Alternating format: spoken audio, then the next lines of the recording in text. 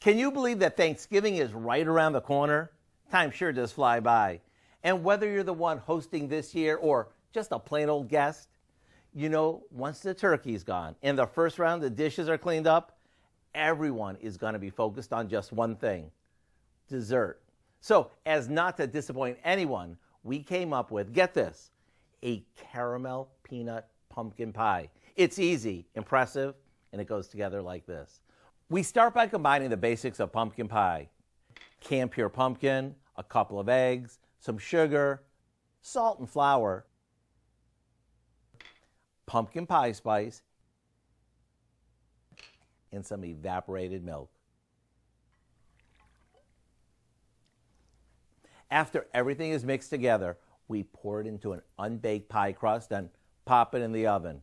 Once the center is set and our pie has cooled, the fun starts.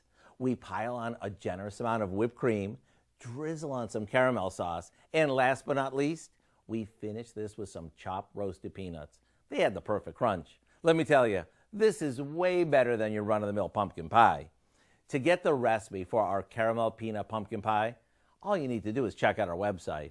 I'm Howard with Kelly in the Mr. Food Test Kitchen. This is beyond amazing. Today we found a layer after layer way for you to say, ooh, it's so good. Oh. Good.